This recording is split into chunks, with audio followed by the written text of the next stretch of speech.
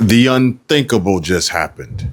First, Jasmine Crockett gets gone, as you can see here by this video title, now removed from Congress after, and get this, threatening Trump's family on The View show. And to understand enough about the Constitution to the extent that I'm the one that's supposed to make a fucking decision or at least get a vote.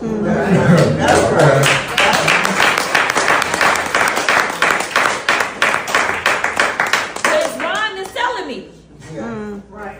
So literally, like, And if you believe that, then I've got a bridge to sell you in Washington, D.C. Well, that is if it's isn't destroyed after yet another Democrat insurrection, where just moments ago, anti-Trump protesters have taken over a part of the U.S. Capitol and are now being arrested.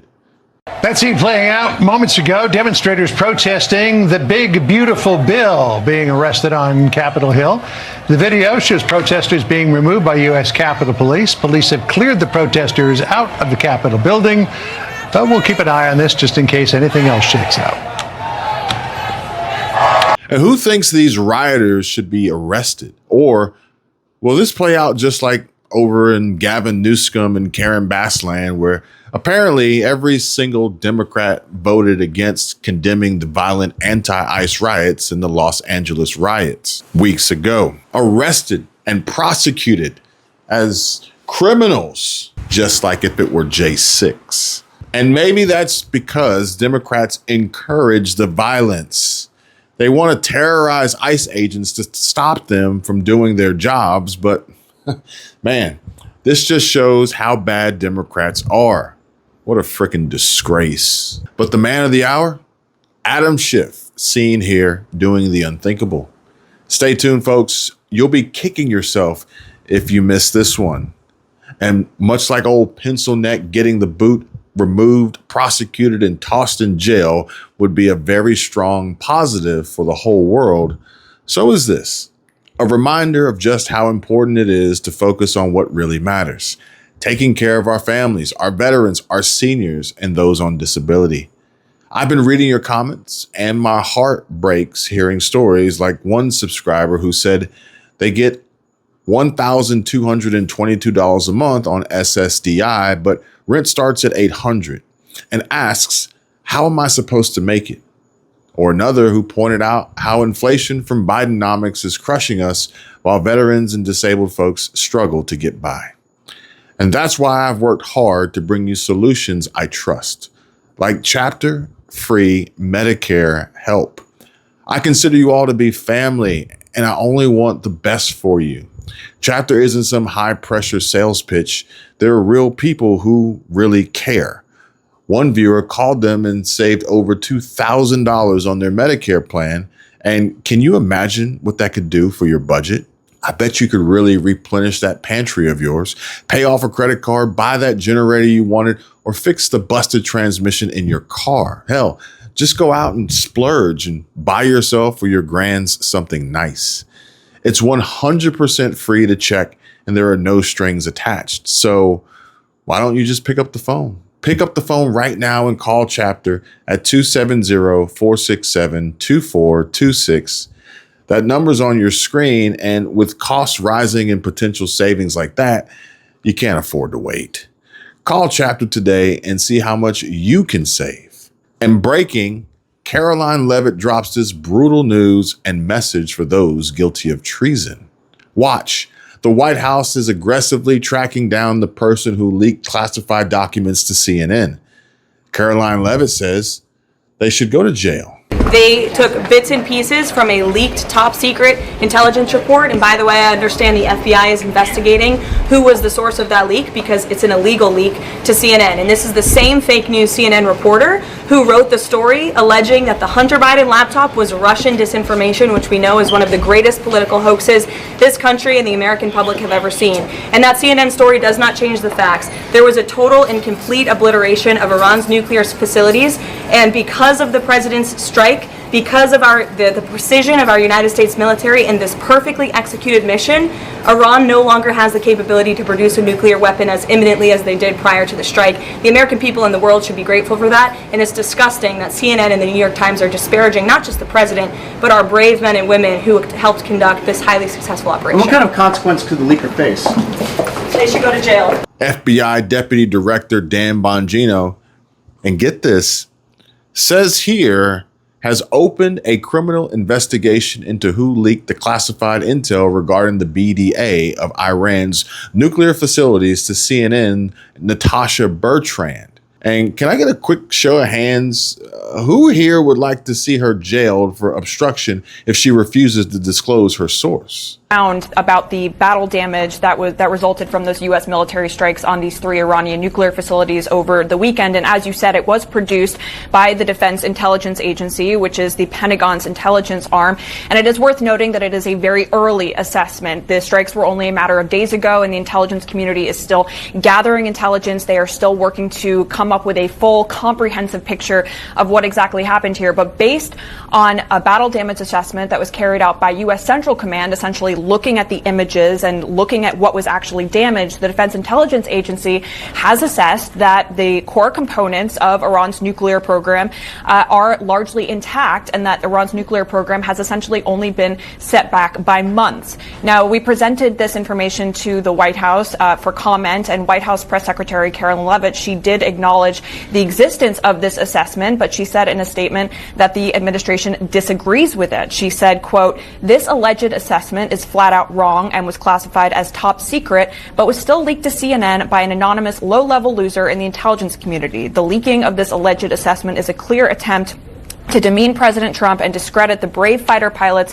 who conducted a perfectly executed mission to obliterate Iran's nuclear program. Everyone knows what happens when you drop 14 30,000-pound bombs perfectly on their targets, total obliteration." Now, it is worth noting here that there has been dissent, I should say, within the intelligence community, within the defense community, about just how much of an impact these massive bunker buster bombs would actually have on Iran's nuclear facilities. It was far from certain, given that these bombs had never been tested in an actual combat scenario, whether they would actually penetrate those very, very deep underground tunnels that lie underneath these nuclear facilities. And what we are told is that as of now, this Defense Intelligence Agency assessment, it does conclude at this point, again, it is still very early, that those underground facilities, including the centrifuges, including the highly enriched uranium that everyone has been talking so much about, those are largely intact. Now, of course, this does stand at odds with what President Donald Trump and Secretary of Defense Pete Hegseth have been saying in recent days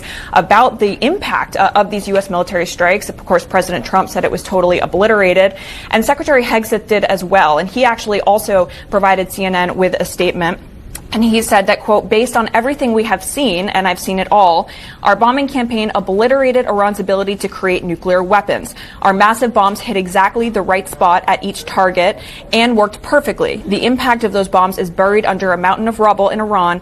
So anyone who says the bombs were not devastating is just trying to undermine the president and the successful mission." Now, our sources did emphasize here that there was severe damage that was done largely to the above ground structures at these nuclear sites. And so there was damage done, of course, by these massive bombs. But the core components of the nuclear program, we are told, they are largely intact, and it only set the program back by a matter of months. Boris Brianna. Natasha Bertrand, please stand by. Let's go now live to CNN anchor and chief White House correspondent Caitlin Collins, who's traveling with President Trump. Yes, that's right, folks. Now you know why Dems like Schumer, Crockett, Jeffries, and others were crying about not knowing about the Midnight Hammer details beforehand. And it's because they wanted to leak the intel first. And so a top secret preliminary battle damage assessment, or BDA report, leaked to CNN by a reckless intelligence community insider, reveals details of U.S. strikes on Iranian nuclear facilities. And this early assessment claims the attacks delayed Iran's nuclear program by mere months, per CNN's source. And I don't need to tell you all, but leaking classified data undermines national security, jeopardizes potential ongoing operations, and emboldens adversaries by exposing sensitive military insights. Shame on CNN for broadcasting this top secret information to further push a new narrative. Gunther Eagleman says, meet Natasha Bertrand of CNN and take a good look at her here, folks. She's responsible for the Hunter laptop story and is now part of the Iran nuclear site leak story. But all she is just more fake news trash. Underline early, but it was leaked. Somebody decided to leak this from the DIA. And it's being used in the media, and it's all over today, that, Trump said it was obliterated, but it's not obliterated. It's set back months, but it's not over from Iran's nuclear program's perspective. Your reaction to that, and I assume you know what we're talking about with this leaked intel report. Well, it goes without saying that leaking that type of information, whatever the information, whatever side it comes out on, is outrageous. It's treasonous. So it ought to be investigated, and whoever did it, whoever's responsible for it, should be held accountable. It could hurt lives in the future.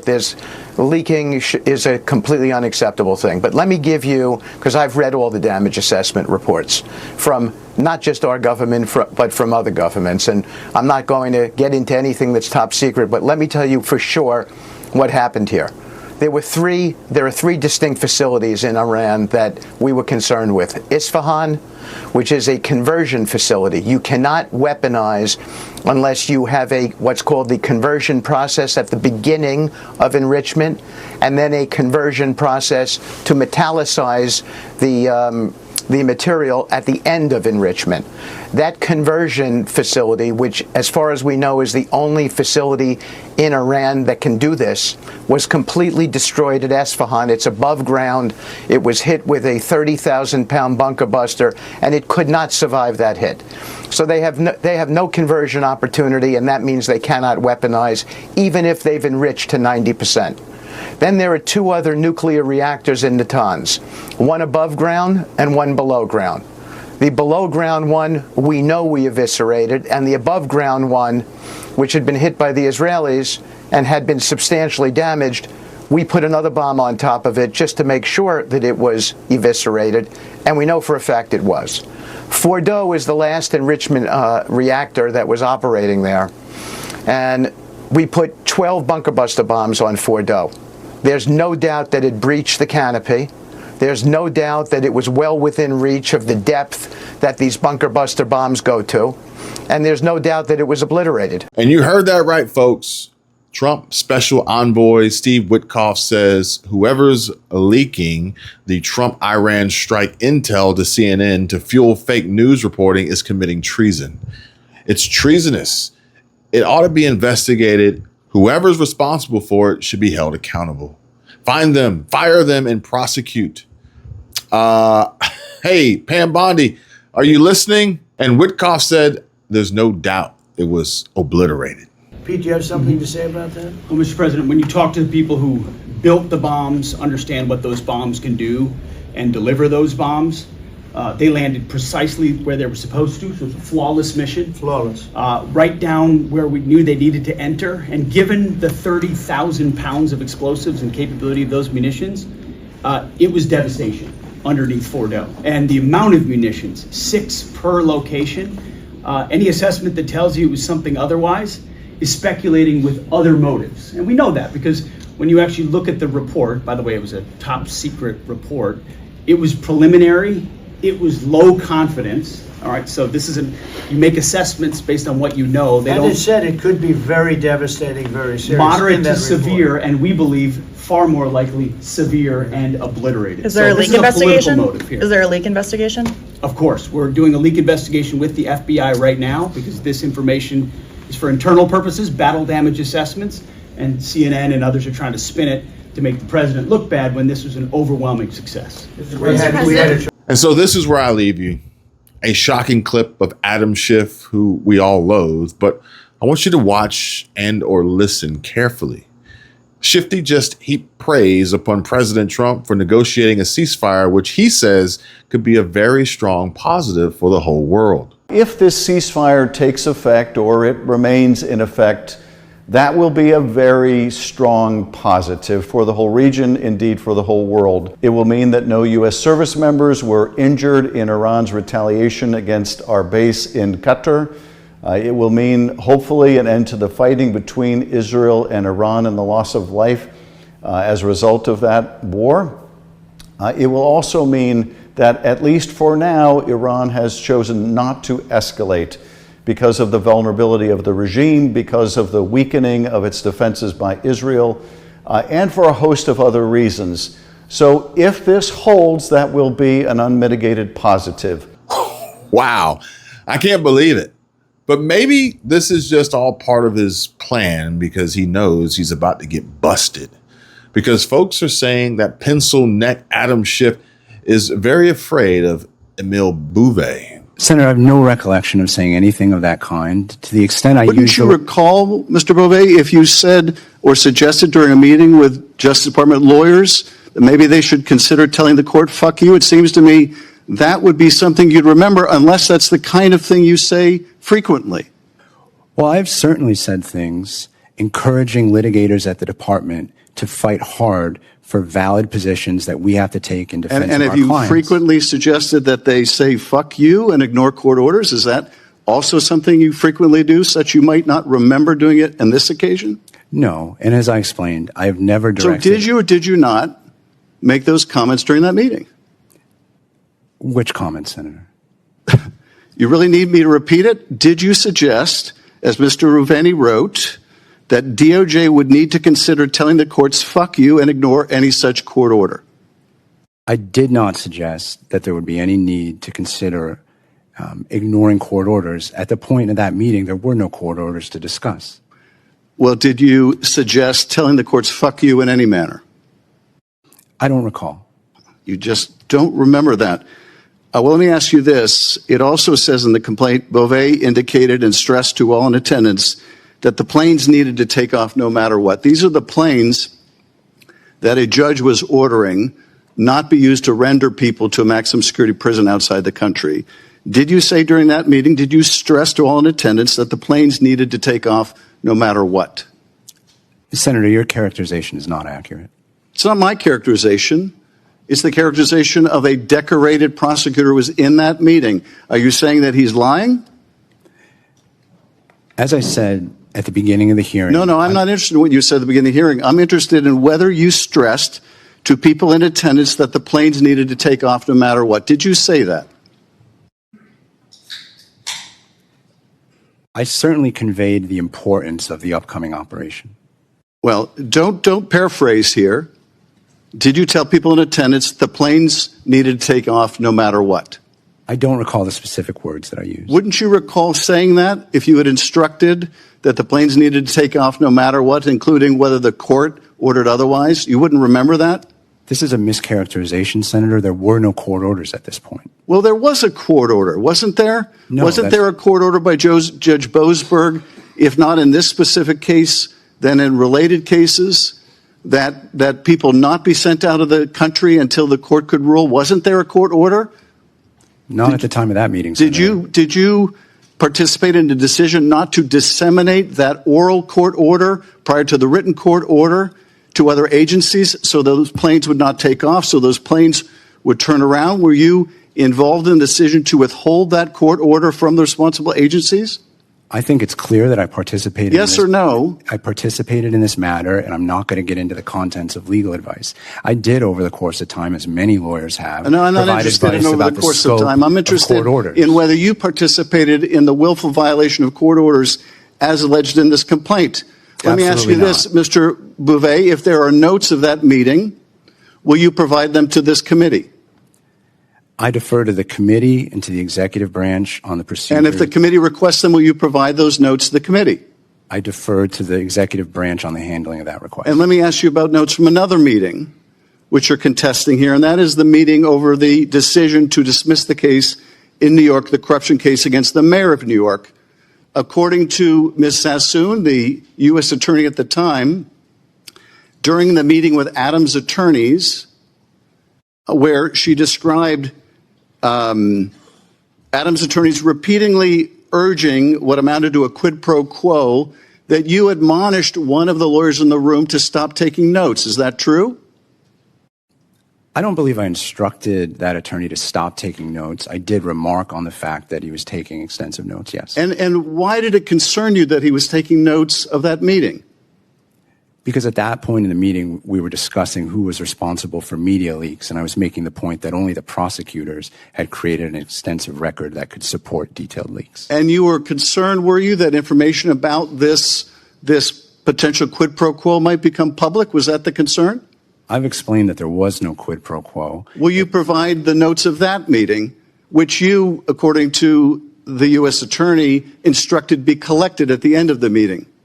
I think a member of my staff may have given that instruction outside my presence, and I defer to the committee and the executive branch on records requests and how those should be handled. Well, I would request that we seek these records, which go to the truthful. Could it be that Adam knows who would be ordering his arrest if confirmed?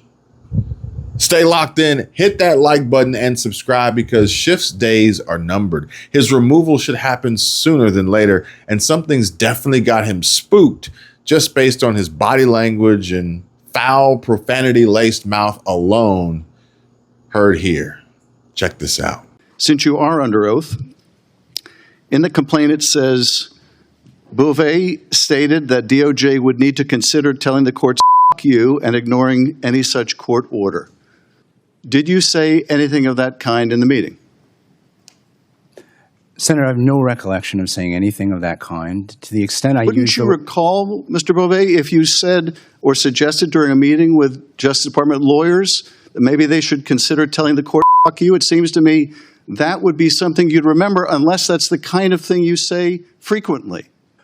Well, I've certainly said things encouraging litigators at the department to fight hard for valid positions that we have to take in defense of our clients. And have you frequently suggested that they say "F you" and ignore court orders? Is that also something you frequently do, such you might not remember doing it on this occasion?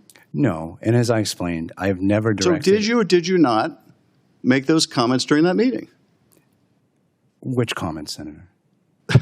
You really need me to repeat it? Did you suggest, as Mr. Ruveni wrote, that DOJ would need to consider telling the court "F you" and ignore any such court order?